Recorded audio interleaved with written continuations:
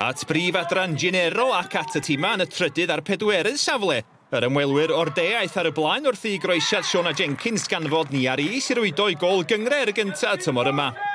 Llai na 10 munud yn ddiweddarach wedi chydig o flerwch yn y cwrt, llwyddodd Emma Beinon i sgorio gol gyntaf hi am y tymor i ddyblu mantais yr elyrch.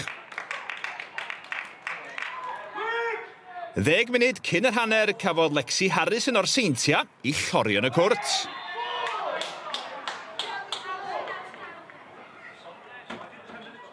A chyfrifoldeb Beth Lewis oedd cymryd y gic, ac fe rwydodd heibio Chelsea Herbert.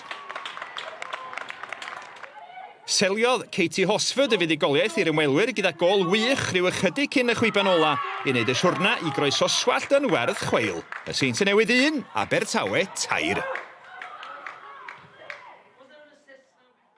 So yeah, nice i cael 3 point. Oedd yn place anodd i dod. Ond yeah, credit i TNS for the game galed. Ond yeah, hapus i 3 point. When you're disappointed against the champions, not to get something out of it, that tells you how far you've come and how close you are. But you rightly point out, you know, we had them on the rack there for long spells.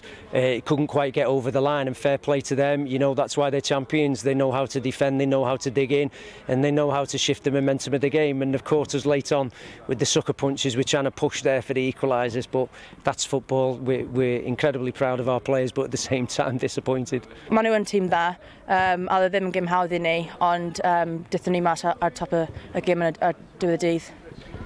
Emma, gaethoch chi gol, ych chi'n hapus efo'r gol? Ie, dwi'n hapus iawn, dwi ddim wedi sgorio am blynedd, fi'n meddwl, so ie, dwi'n hapus iawn gyda'r gol.